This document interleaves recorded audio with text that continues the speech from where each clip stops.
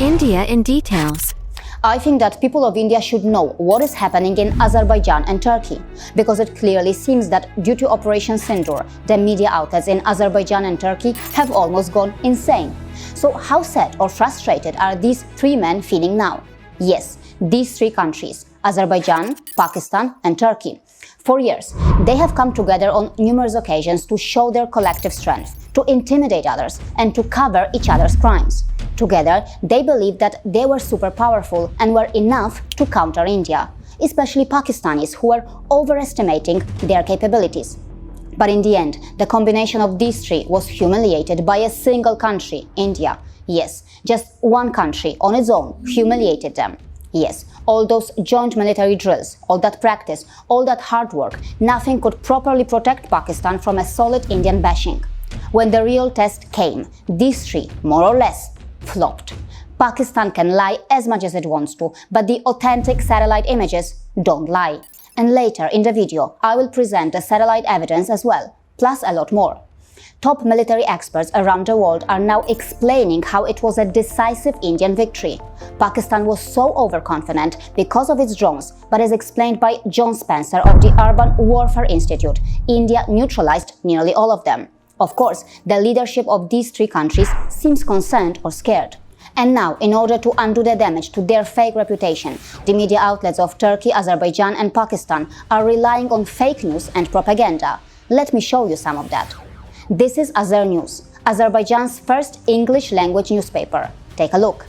And that's Azeri Press Agency, spreading fake news about India's power grid. The Azerbaijani media has a long track record of publishing articles focusing on India's sophisticated weapons. In particular, India's military technical cooperation with Armenia, in a way, scares Azerbaijan. Azerbaijan was also very uncomfortable when Armenia decided to purchase an Indian air defense system. And now, especially after the Akash system's solid performance during Operation Sindoor, Azerbaijan is likely to be in a panic mode.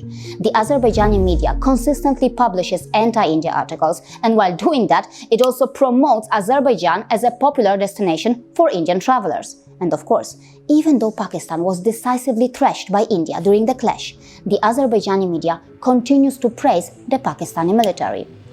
Turkey did a lot to save Pakistan, but it wasn't enough to save Pakistan from a defeat. Now its president praises the so-called patient policy of the Pakistani state.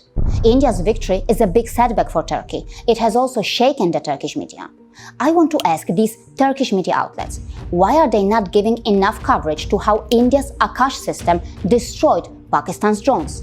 Why are you uncomfortable showing how India destroyed or neutralized Turkish drones?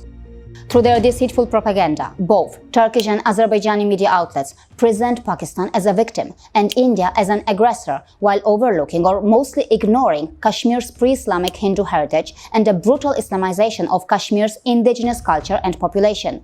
India had come up with Operation Dost to help Turkey after Turkey was hit by an earthquake, but it seems that Erdogan has made it clear whose Dosti Turkey actually wants. China, as usual, continues its silly propaganda, blindly praising Chinese weapons. Quite obviously, it is done to keep the hope alive for Chinese weapons in the global market. And quite obviously, Chinese, Turkish and Azerbaijani media outlets seem uncomfortable sharing the analysis from global military experts who have clearly stated that India won decisively. Point 4. According to Tom Cooper, an Austrian aerial warfare analyst and historian, it is a clear-cut victory for India.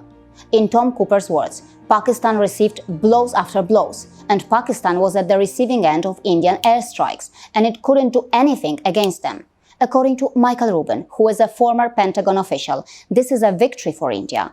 The former Pentagon official used very harsh words to describe the situation. According to him, Pakistan was very, very scared.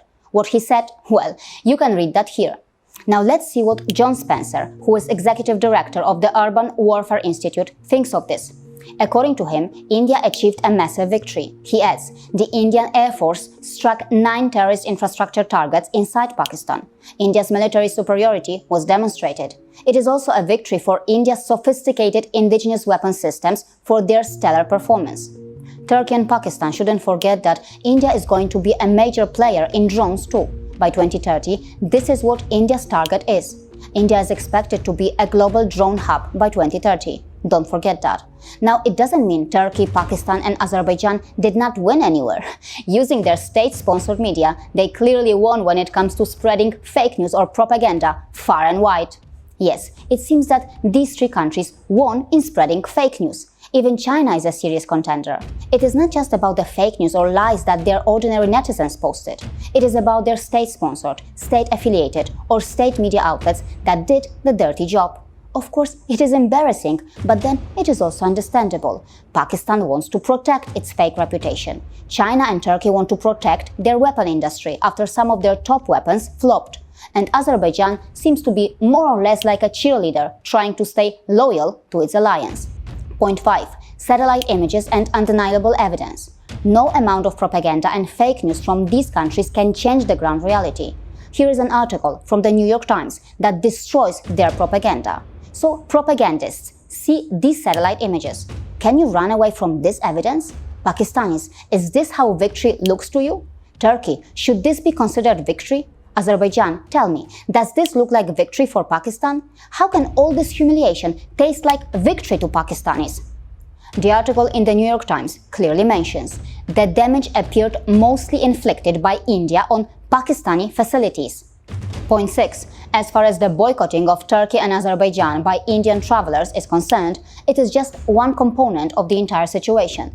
These two countries should now expect more punishments from India for supporting a country that is known for its state-sponsored terrorism. For example, Çelebi's presence in India is now being questioned. After all, Turkey is openly supporting India's enemy. Then why is a company that has its roots in Turkey even allowed to operate in India's sensitive places like airports? All these explanations won't work anymore. Never forget that for Indians, terrorism and business cannot go together. And thanks to Operation Sindoor, deep down, Pakistan, Turkey and Azerbaijan know that India can fight alone and can still win. See you again.